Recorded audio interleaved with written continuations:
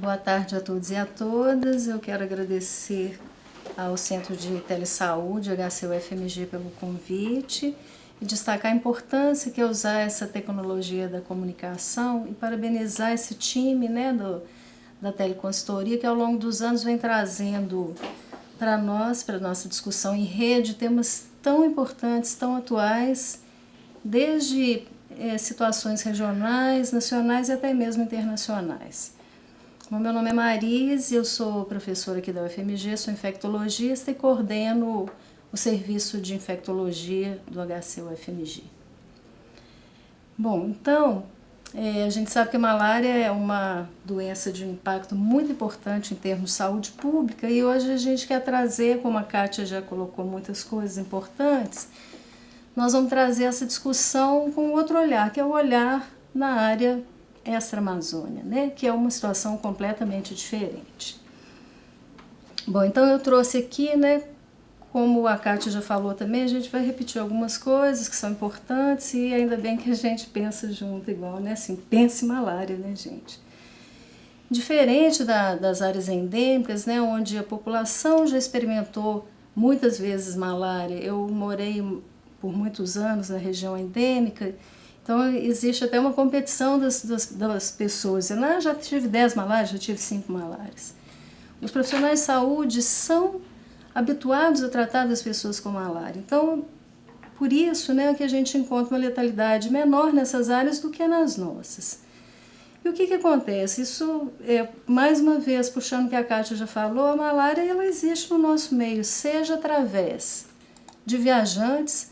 Eu gosto sempre de mostrar essa imagem aqui, que é a malha aérea do planeta, gente? Nós somos um planeta de vizinhos. Então, em pouco tempo, vários agentes infecciosos podem se espalhar ao longo de todo o planeta por viajantes, Então, isso acontece nas áreas não endêmicas de malária. Nós temos muitos viajantes, esses viajantes chegam aqui infectados, e se a gente não pensa em malária, a gente tem uma letalidade alta, porque a gente precisa tratar, pensar, diagnosticar e tratar rapidamente.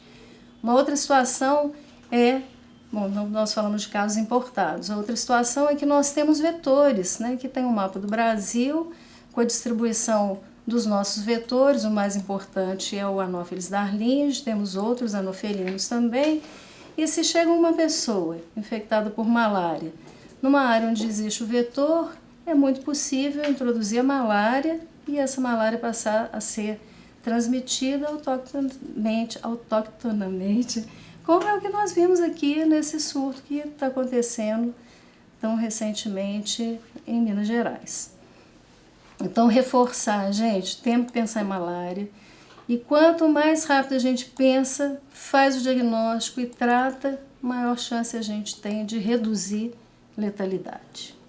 Bom, então vamos falar da definição, doença infecciosa de manifestação aguda, naturalmente se a gente não intervém, é uma doença que vai tendo ciclos e vai evoluindo cronicamente. É de transmissão vetorial e o vetor responsável é o Anopheles, no nosso país especialmente o Anopheles darlinge, e nós temos casos raros que acontecem sem a ocorrência do vetor, que é a transmissão vertical, através da mãe para o feto, seja na gestação, seja no momento do parto. Nós temos a possibilidade de transfusão sanguínea e transplante de órgãos, e também já foram descritos casos entre usuários de droga por compartilhar seringa e agulha. E também, às vezes, em acidente profissional em laboratório, onde o acidente com agulha contendo sangue com plasmódio pode acontecer. Mas chamando a atenção que esses casos são casos raros.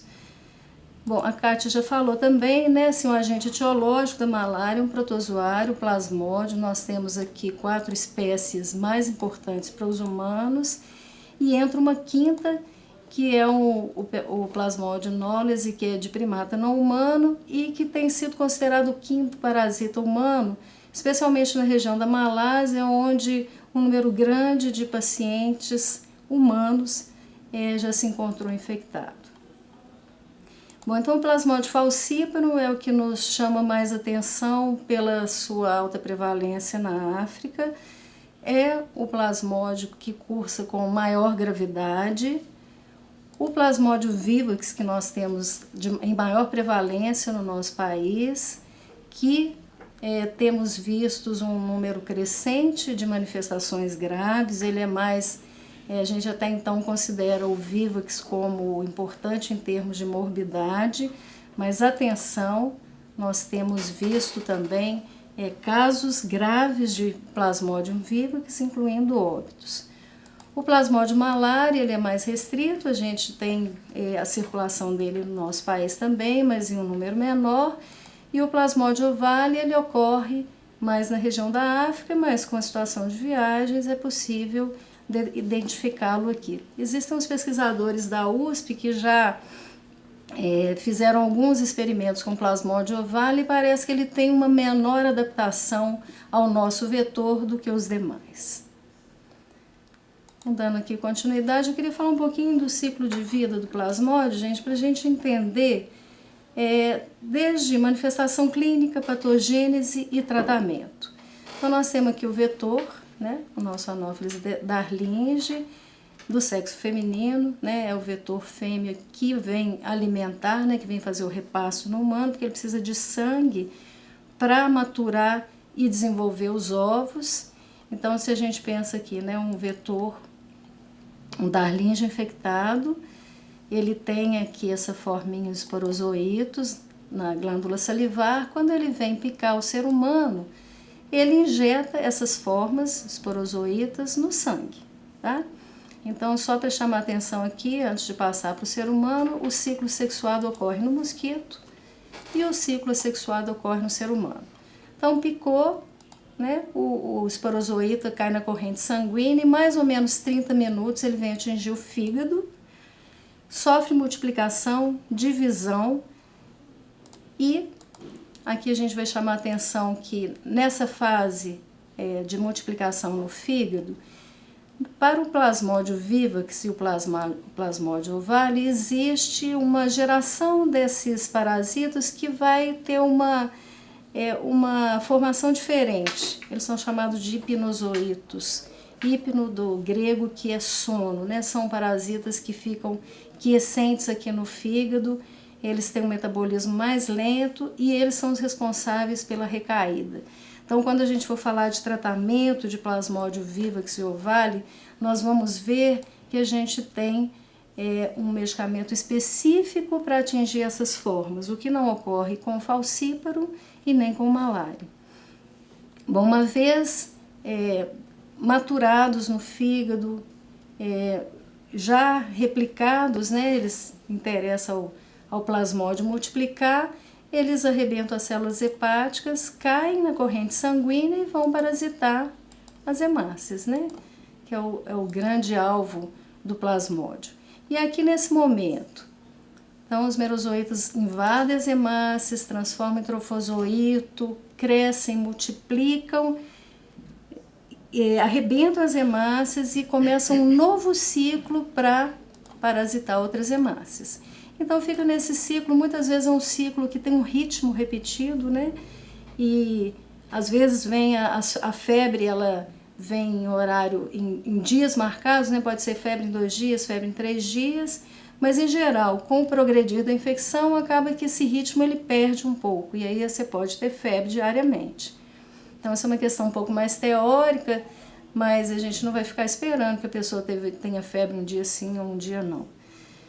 Então fica nesse ciclo de multiplicação, arrebenta hemácia, invade outras, e em algum momento essa geração que está aqui multiplicando nas hemácias, ela se diferencia nos gametas, né? Tanto os gametas femininos quanto masculino, e num outro momento vem o vetor, pica o ser humano e vai ingerir essas formas que vão fazer o ciclo sexuado dentro do vetor. E a partir daí esse vetor vai picar outras pessoas e assim por diante a transmissão vai ocorrendo. Eu queria falar só da malária induzida, né, que nós comentamos de transmissão da mãe para o feto, né, na gestação, da transmissão entre usuários de droga. O que acontece? A gente não tem a introdução de esporozoítas, né, gente, que estava lá na glândula salivar do mosquito, a gente não tem essa parte. Então, o que nós vamos ter na malária induzida, que é essa malária que acontece sem o vetor? Nós vamos ter só a parte sanguínea, certo? A gente não vai ter aqui pinozoíto, não vamos ter esporozoíta. Só para a gente lembrar disso, porque aí o tratamento também acontece de uma outra forma. Bom, então, para falar um pouquinho das características biológicas dos plasmódios, né? A gente tem aqui os 4 mais importantes. Eles têm diferentes períodos de incubação e isso nos faz pensar se uma pessoa foi para uma área endêmica e ela volta dessa área endêmica, o que acontece com a grande maioria dos viajantes é que eles vão manifestar a doença no local de origem, ou seja, na nossa área, que é uma área não endêmica.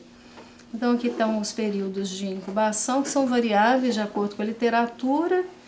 Lembrando que os hipnozoítos, que são aquelas formas hepáticas latentes de um metabolismo menor, eles acontecem apenas no Plasmodium vivax e no Plasmodium ovale.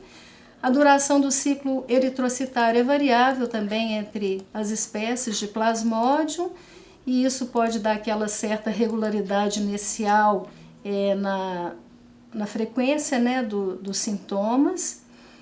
E aqui só para mostrar, né, por que o Plasmodium falciparum ele causa maior frequência de quadros graves do que os outros parasitas. Então, quando a gente olha para o tipo de hemácia que cada um dos parasitas invade, a gente pode ver que o falciparum invade qualquer hemácia. Ao contrário do vivax, por exemplo, que tem uma predileção por hemácias mais jovens, o malária hemácias mais velhas, e o ovale também, que é bastante parecido aqui com o vivax, ele tem preferência de parasitar hemácias mais jovens.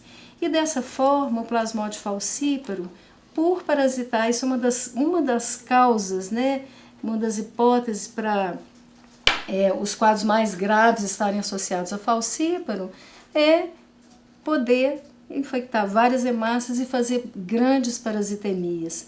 Isso é muito importante quando a gente tem um resultado de lâmina e vê 3 cruzes, 4 cruzes, significa que o nível de parasitemia é alto e isso é sinal de atenção, de gravidade. E a duração máxima da infecção natural, se a gente não intervir com medicamento, ela dura aí até 4 anos para o Vivax, até 50 anos pelo Plasmodium malária e assim por diante. Para lembrar que muitas vezes a pessoa, depois de um longo período de estadia em área endêmica, pode vir a manifestar a malária e a gente não está pensando nisso, né? Um pouquinho de fisiopatogênese. Então, são vários os mecanismos e isso tudo é baseado no falciparum, tá, gente? Porque até então os grandes quadros, a grande preocupação de gravidade se dava com o falciparum, mas isso cabe também para o Vivax, que hoje em dia, eu reforço, a gente tem visto quadros graves associados ao Plasmodium vivax também. Então, tudo começa aqui com a lesão mecânica dos eritrócitos, né? O Plasmodium invade a hemácia, rompe a hemácia, e aí nesse momento são liberados fatores citocinas, fatores de necrose tumoral, interleucinas, que além dessa perda mecânica, né, as hemácias são arrebentadas, levando uma diminuição, causando anemia. A liberação desses fatores vão levar a uma síndrome febril periódica. E no momento que a gente arrebenta um monte de hemácia, a gente tem um aumento da bilirrubina indireta. Uma outra questão muito importante é que o falciparum ele tem uma imensidão de antígenos, muito maior do que os outros plasmódios. Eles expressam esses antígenos na superfície dos eritrócitos. E aí essa expressão faz com que haja transformações e ocorre um fenômeno que a gente chama de citoaderência. A hemácia parasitada, ela gruda, ela adere às células endoteliais dos vasos, né? Seja de capilar, de vênulas, de pós-capilares, em vários órgãos, e com isso produzem uma obstrução na microcirculação. Formam rosetas também hemácias infectadas, elas acabam atraindo, através de moléculas de adesão, hemácias não infectadas. Então você tem um sequestro de hemácias também não infectadas, que contribui para a anemia, que contribui para essa citoaderência, reforçando aqui, prejudicando ainda mais a microcirculação.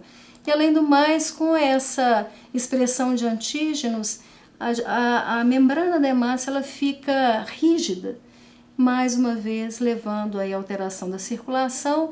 Isso acontece no sistema nervoso central, levando ao quadro de malária cerebral, ao rim, né, levando ao quadro de insuficiência renal, especialmente por necrose tubular aguda, aos casos de edema pulmonar e algumas vezes a caso de insuficiência hepática.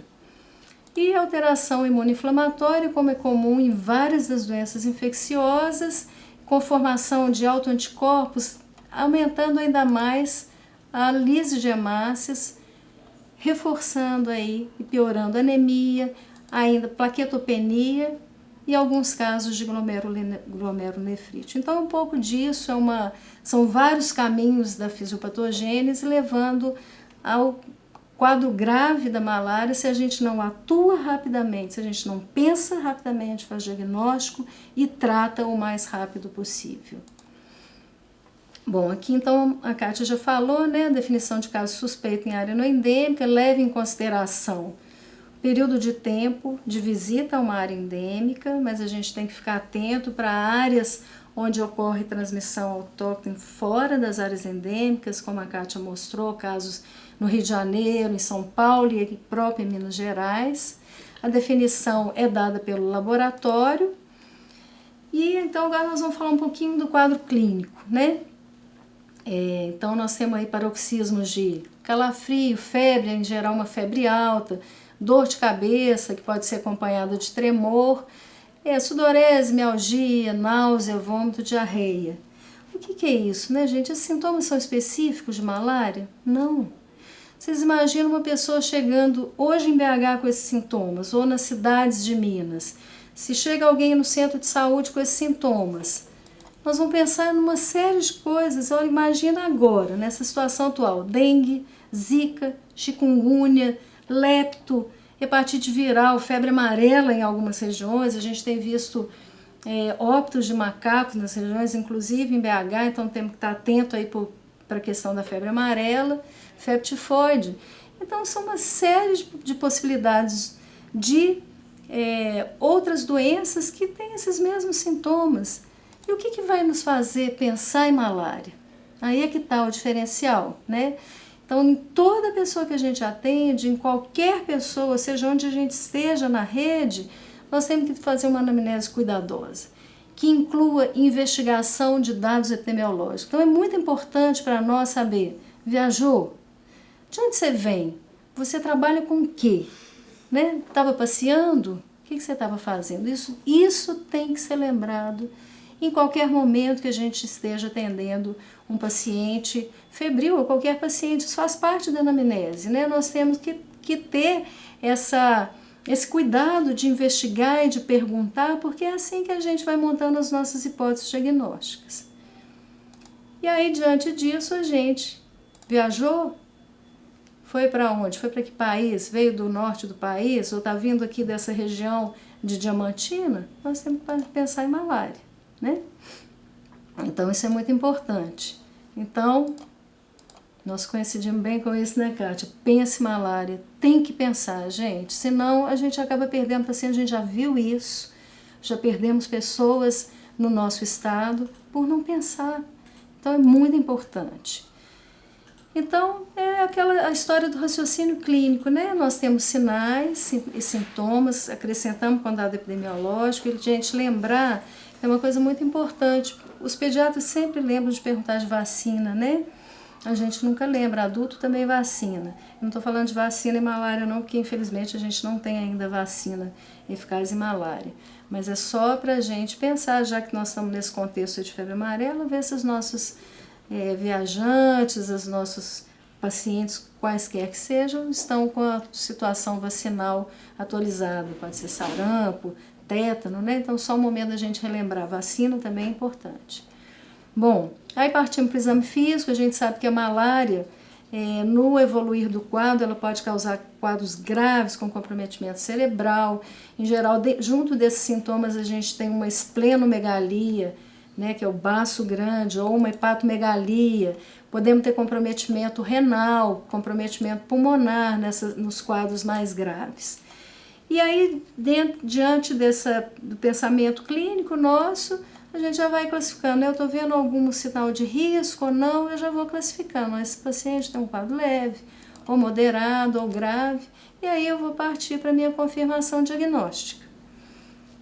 Então, vamos ver aqui o que nós temos de diagnóstico, né?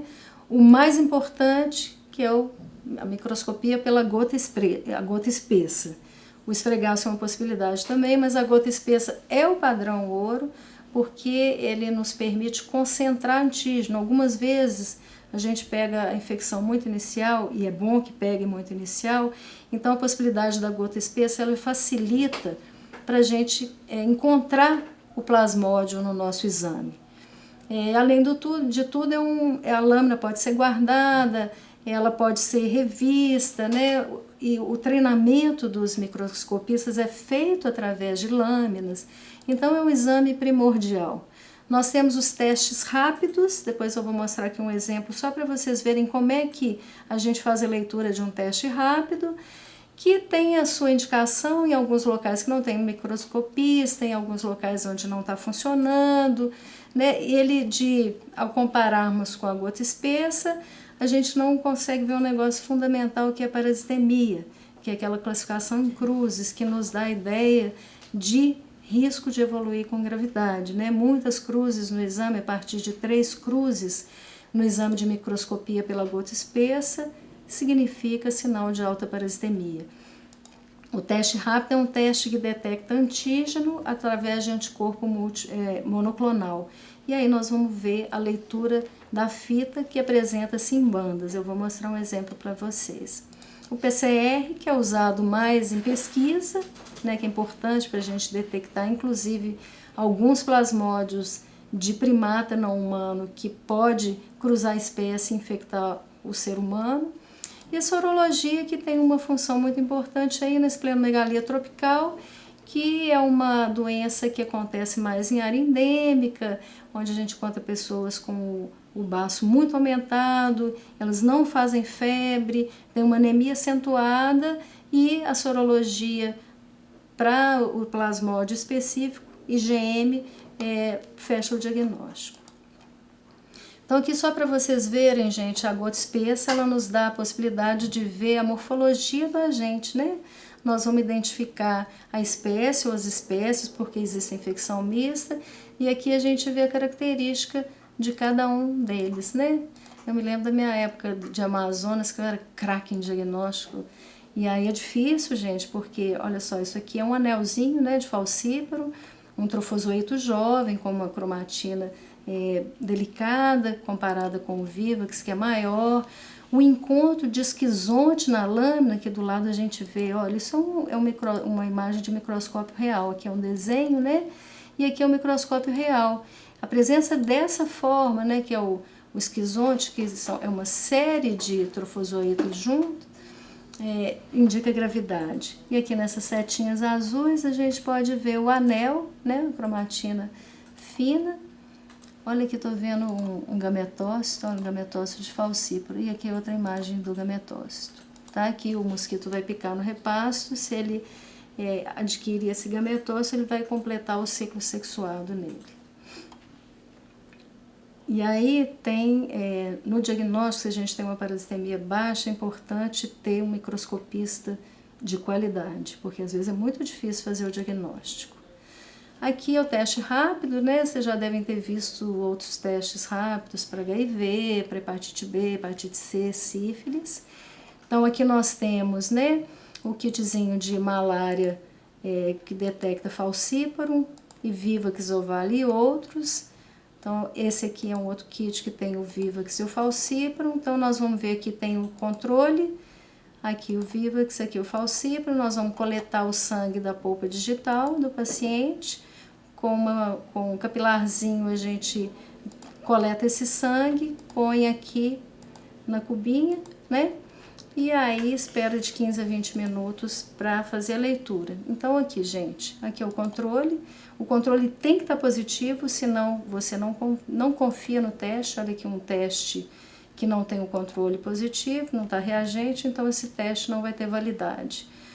Aqui é um teste positivo para Vivax ou outra espécie, né? Tem um controle e tem uma bandinha aqui com o número 2, que vai nos mostrar a infecção por Vivax ou malária ou ovale. Aqui o controle funcionante, né, gente? A primeira bandinha, e aqui onde está a letra T é o positivo para falciparum. E aqui nós temos o controle positivo, Vivax positivo e falciparum positivo. Então trata-se de uma infecção mista.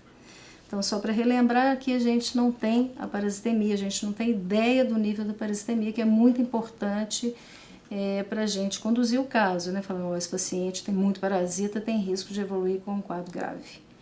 A gente tem que ser bem rápido com ele. Bom, tratamento. Então, o tratamento é variável, né? Eu vou ter que saber, a gente sabe que os indivíduos primo-infectados, que não são de área endêmica, ou que estão mudando para a área endêmica, eles têm mais risco de evoluir com um quadro grave. As crianças menores de 5 anos têm mais risco, gestantes, idosos, esplenectomizados, as pessoas vivendo com HIV/AIDS, pessoas em tratamento para neoplasia, transplantados. Então lembra, né, gente, isso aí nós já vamos identificar quais as pessoas que têm um risco maior de evoluir com um quadro grave. Aqui nós temos os indicadores de malária grave, né? A malária cerebral, que é o coma não atribuído a outras causas, a gente tem que afastar outras causas. Anemia grave, se eu tenho uma hemoglobina aí menor que 7, ou hematócrito menor que 20%, né, na presença de parasitemia maior que 10.000, que aí já é a classificação em 3 cruzes. Insuficiência renal aguda, então eu tenho que estar atento com a diurese. Muitas vezes na malária, quando a gente detecta uma doença renal, é importante fazer a hemodiálise mais precocemente. Atenção ao edema pulmonar. Na malária a gente tem que ter muito cuidado com a hidratação, porque se a gente tem um sintoma pulmonar e a gente joga muito líquido no paciente, o edema agudo pode acontecer mais rapidamente. A hipoglicemia é algo também muito importante de ser avaliado. Glicemia menor que 40 é sinal de malária grave. Então, choque, né? Avaliar a pressão arterial. Então, isso tudo a gente tem que estar muito atento, porque são sinais de malária grave. Isso tudo é para levar o paciente para a unidade de terapia intensiva.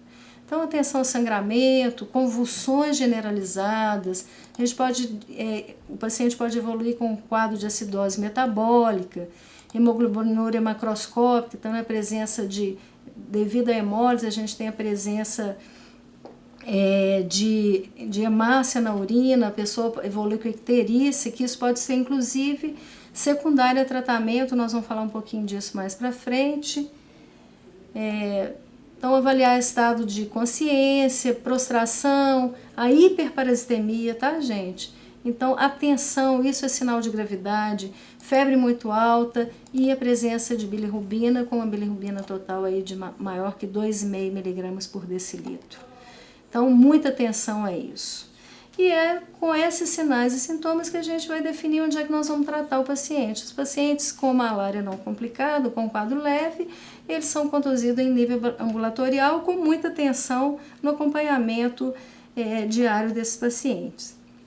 E quando eu tenho algum sinal de alarme, uma parasitemia alta, plasmódio falciparum, com qualquer sinal daqueles que nós falamos de gravidade, esse paciente é para estar internado e muitas vezes na UTI, né? E é muito importante avaliar a glicemia, hemogramas, bilirrubinas, o perfil hepático, INR, muitas vezes nós vamos ter que ver a gasometria, diante do quadro de malária cerebral, da suspeita de malária cerebral, descartado qualquer contraindicação de coleta de líquor, é muito importante essa avaliação. Então, partindo para o tratamento específico com as drogas que vão atuar sobre os parasitas. A gente tem 3 alvos importantes: interromper a esquizogonia sanguínea, que é aquela parte lá da invasão do parasito nas hemácias, vai arrebentando a hemácia.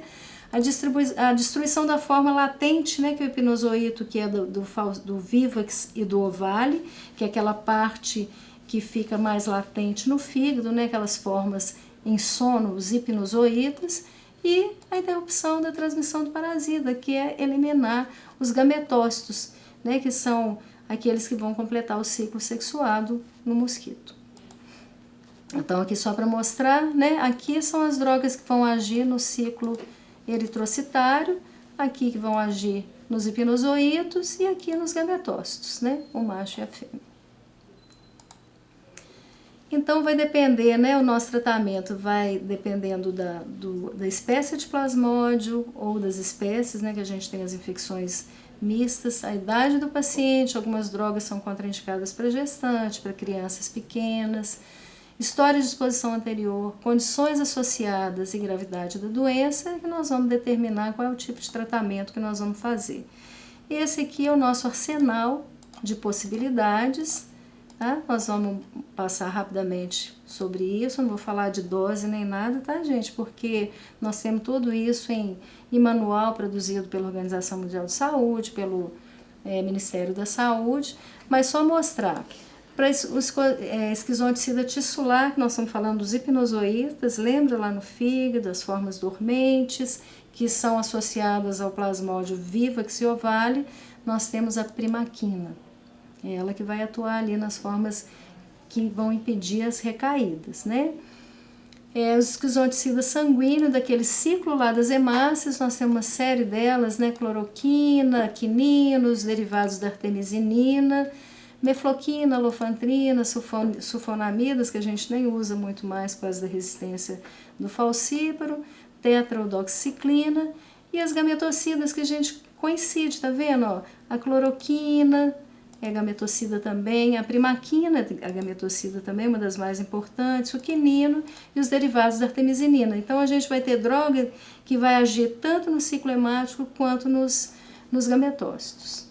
Então, malária não complicada, o que nós temos aqui? Vivax e Ovale, lembrando então que nós temos o hipinozoíta, nós vamos usar a cloroquina por 3 dias, é muito importante ver mais o peso do que a idade, tá, gente? Peso é importante. Nós vamos usar por 3 dias e a primaquina, ela é usada por ou 7 dias, no esquema curto, com a dose dobrada, ou 14 dias, que é o esquema longo. Essa mudança para 7 dias ela foi feita porque a adesão era ruim, então eles fizeram estudos avaliando menor tempo para melhorar a adesão com a dose maior. Só quero lembrar que a primaquina ela não pode ser dada para gestante nem para crianças abaixo de 6 meses, tá? E aí também para pessoas que tenham deficiência de G6PD, né, glicose 6-fosfato desidrogenase, que isso pode ser feito através de exames ou identificado. Se a pessoa toma primaquina e desenvolve uma hemólise, aí a gente tem que suspender. Depois nós vamos falar aqui especificamente de condições especiais. Aqui de novo o esquema longo, ao invés de 7 dias são 14 com a dose habitual. Lembrando que com a primaquina, então além da gente atuar lá nos hipinozoítos, nós estamos atuando em quem também? Em gametócitos, né? Ajuste de tempo, ajuste de dose com peso, tá? Isso é só consultar, nós não vamos parar aqui. Aqui, gente, malária.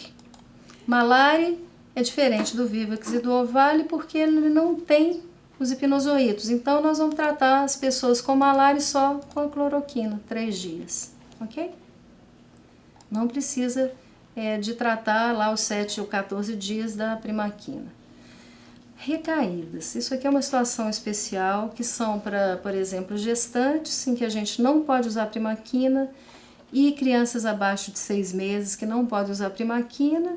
A gente faz ciclos trata com a cloroquina e depois faz ciclos semanais só com a cloroquina até que a criança atinja a idade maior de 6 meses para poder usar a primaquina para atingir os hipinozoítos, ou então aí a grávida ter o seu bebê.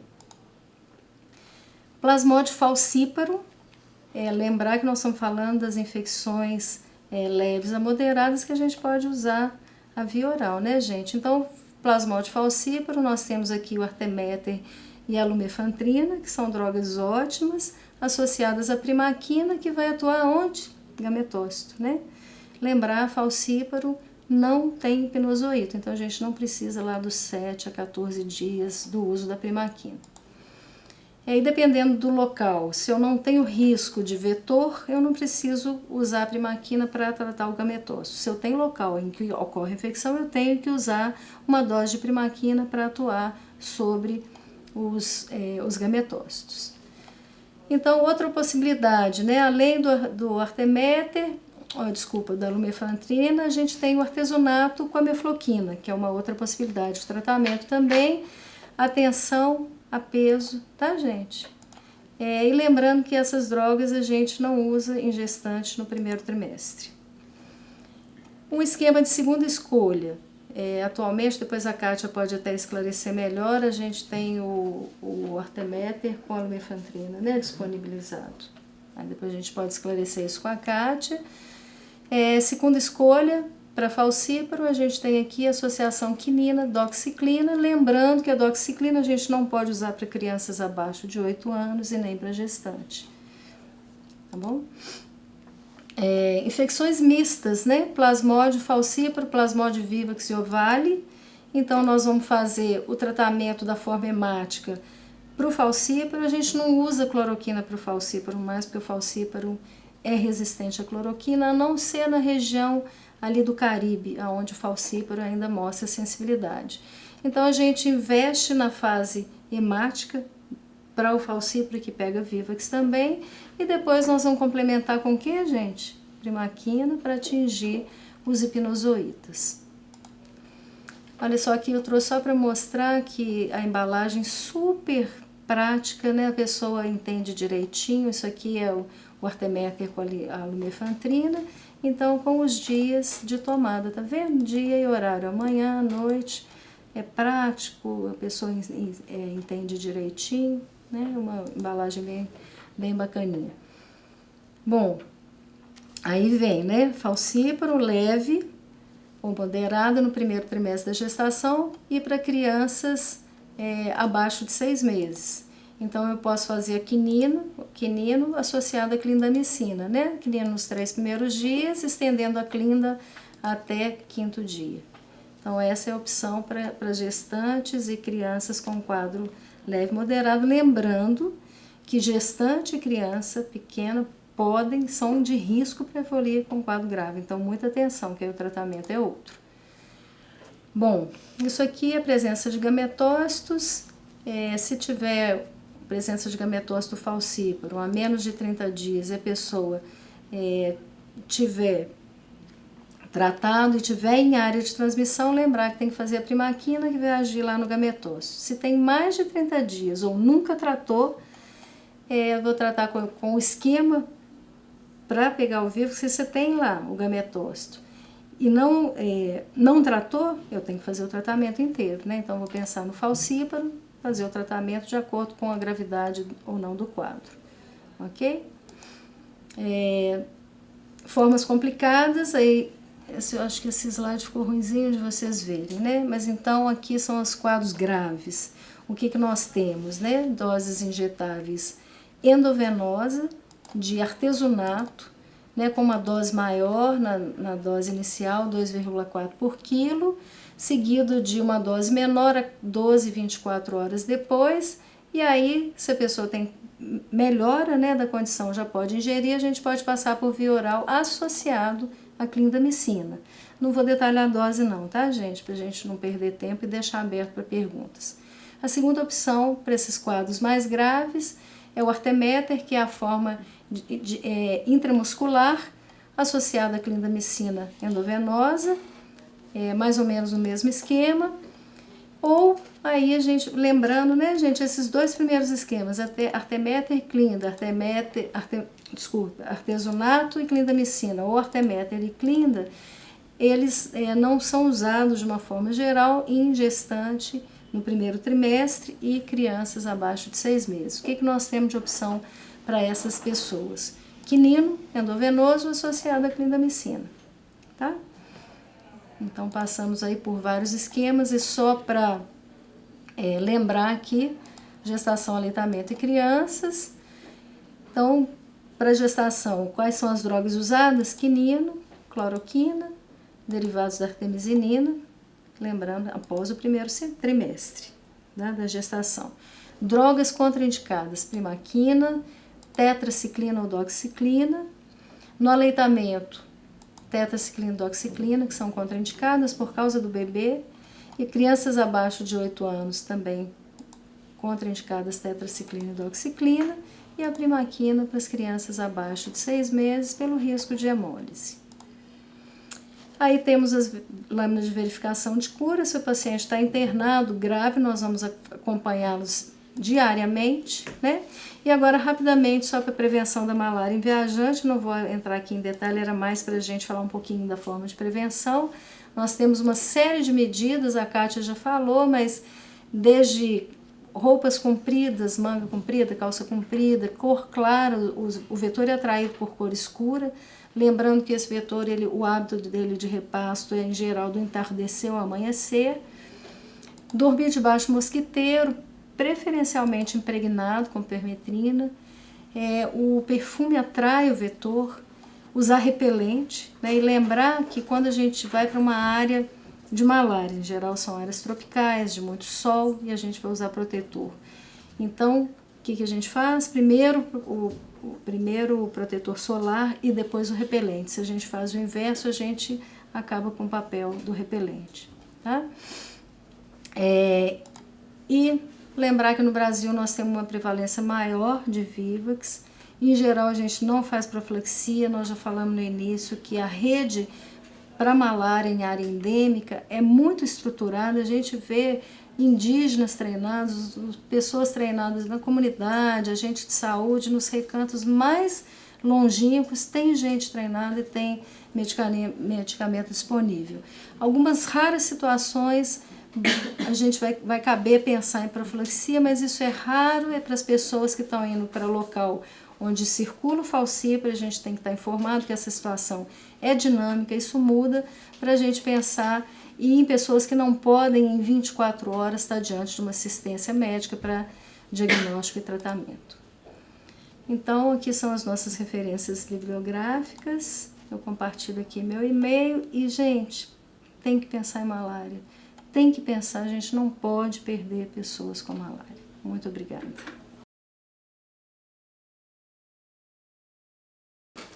Bom, então, relembrando, a profilaxia para malária no Brasil, ela acontece assim, rarissimamente.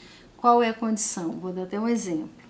Por exemplo, aí nós vamos ter, a gente tem condição de, junto ao programa de malária, tentar saber em que região circula o falciparum. Nós só vamos fazer profilaxia diante de circulação do plasmódio falciparum.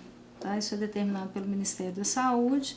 Então, se eu tenho um local onde circula o plasmódio falciparum, eu estou indo, por exemplo, para uma região fazer um trabalho de pesquisa, ou mesmo, hoje em dia é muito comum, né, as pessoas viajarem para ecoturismo, eu vou para uma região e eu não tenho a menor chance de 24 horas eu sair da área.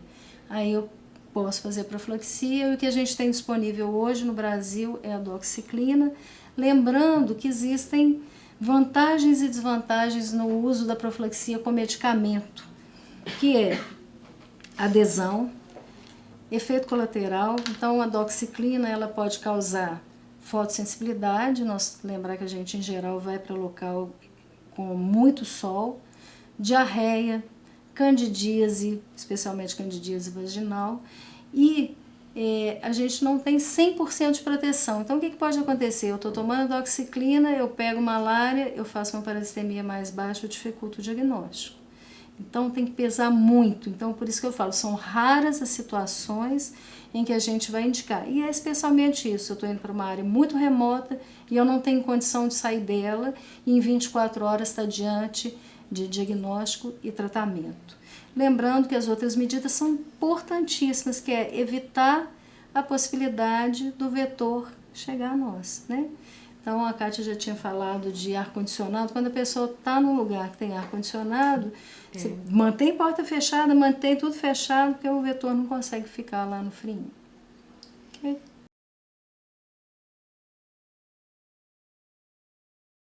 Outra questão muito importante. Vai depender do lugar para onde você vai, o que você vai fazer, e a mesma coisa prevalece. Então, a gente tem que pensar, na África tem muito falcíparo, né? Então, em geral, quando a gente faz uma orientação para viajante, a gente tenta descobrir o máximo possível de informação para o local. Isso é difícil. Às vezes a gente acha mais informação em blog de pessoas que viajaram do que por sites oficiais, né? Porque a gente tem áreas, por exemplo, você entra no CDC ou mesmo em sites brasileiros, você tem regiões onde tem malária, mas você não tem especificamente o local. Então, o que a gente faz na orientação ao viajante? Tenta conseguir informações locais, ver o que tem de medicamento, qual que é o recurso de diagnóstico, e se a pessoa preencher esses mesmos critérios que a gente faz para o Brasil, vai para um lugar que não tem acesso a tratamento em 24 horas, a gente recomenda todos os cuidados com repelente, roupas e tal, mais a profilaxia. Eu queria completar uma coisa. Ótimo. O paciente, lembrar que a profilaxia, ela não impede do indivíduo pegar malária. O objetivo é tentar evitar o óbito, mas não vai impedir. E muitas vezes uma pessoa fazendo profilaxia, ele se descuida, ele acha que está protegido, não toma seus devidos cuidados. E muitas vezes também o paciente que vai para a África, ele vai ficar lá 15 dias ou uma semana, né? Pode que até mais tempo, mas o turista ele vai uma semana, 15 dias. Então ele adoece lá e vai voltar com a doença e vai ser diagnosticado aqui. Agora, aquele trabalhador que vai ficar lá, o trabalhador brasileiro, como muitas empresas brasileiras, levou diversos indivíduos para trabalhar na África. Eles ficam 3, 6 meses. Aí o que a gente tem observado é que as empresas têm orientado esses pacientes. Sabe assim, mas e quem for ficar numa área endêmica, ficar tomando remédio lá, antibiótico lá, 3, 4 meses, 5 meses seguidos, eu acho que é ineficaz. É ineficaz demais, é longo prazo. Outra coisa que a gente costuma fazer também, para os pacientes que viajam com o seguro-saúde, a gente vasculha o lugar, acha hospitais ou ligados à universidade, ou hospitais que cuidam de doenças tropicais e pega o endereço e deixa a pessoa com esse contato, sabe? Então, muitas vezes a gente mais orienta, assim, chegar no lugar, entender aonde estão os lugares importantes para ir buscar diagnóstico do que implementar a profilaxia. Em algumas situações, as mais raras, a gente acaba tendo que utilizar desse recurso, mas sempre lembrando, e a Kátia falou bem, a maioria das pessoas que viajam vem manifestar a doença onde? Aqui, fora da área endêmica. Então, atenção, voltou de viagem, seja 1 mês, 2 meses depois, teve febre, corre para o médico e fala, olha, eu estive em área de malária. Isso é mais eficaz porque aí entra na questão diagnóstico rápido, tratamento imediato e adequado, é isso que salva a vida, né?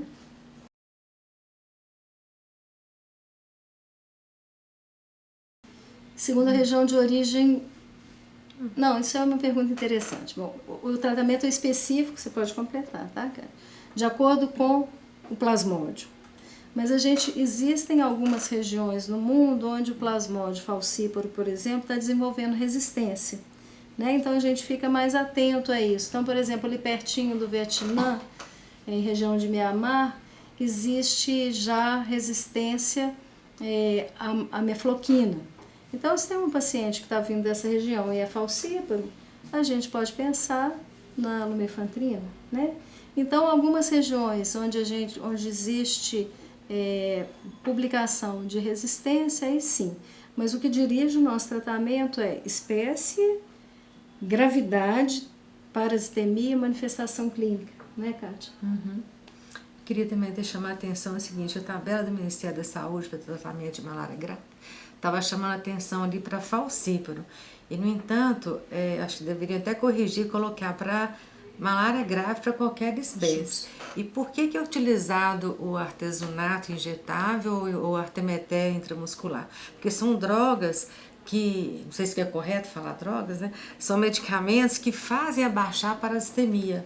Então, assim, mesmo, porque a gente tem óbitos por viva que, no estado, e que o paciente tinha outros agravos além da malária, e ele foi tratado com cloroquina e primaquina, mas ele estava com malária grave, então, assim, a gente pensar também na necessidade de usar artemetera ou artesunato para malária vírus grave, para baixar rapidamente a parasitemia e associar a clindamicina, que o artemeter e o artesunato por si só não tratam malária. Justo. Eles têm uma função muito importante, né, Kátia, que é reduzir rapidamente a parasitemia. Mas não basta, porque se você não complementa com a outra droga, surge a parasitemia retoma. Então, por isso é que é combinada o tratamento, né? Ótima lembrança.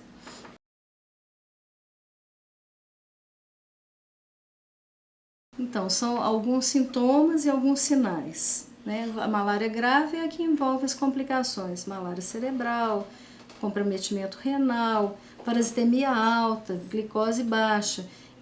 São esses sinais e sintomas e características laboratoriais que caracterizam a malária grave, né? Então, é a pessoa que tem comprometimento renal, a pessoa que tem uma anemia muito grave, a pessoa que tem chance de sangrar ou que está sangrando, a pessoa com convulsão, indicando malária cerebral, a pessoa com hipoglicemia, bilirrubina muito alta. São esses os sinais, sintomas e características laboratoriais que definem malária grave. E esses pacientes, eles além do tratamento específico, endovenoso, eles têm que ter um cuidado de vida, né? Muitas vezes os pacientes têm que estar no CTI. Muitas vezes, na doença do comprometimento renal, é importantíssimo instituir uma hemodiálise precoce. Para a gente salvar esse paciente sai lindo, né? A malária é um negócio interessante porque você tem quadros graves que a pessoa pode morrer, tem um risco de morrer enorme, mas se você trata ela e cura, ela sai sem sequela. Isso é bacana de ver, né?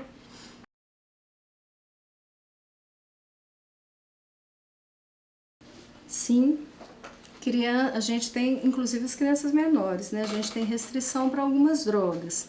Então, a primaquina, por exemplo, não pode ser dada para criança abaixo de 6 meses. A cloroquina pode, o quinino pode, a clindamicina pode. E as que não podem, além da primaquina, doxiciclina, tetraciclina, né, os derivados da artemisinina. Mas pode o quinino, pode a cloroquina, pode a clindamicina. Muito obrigada, viu, gente? Obrigada, gente.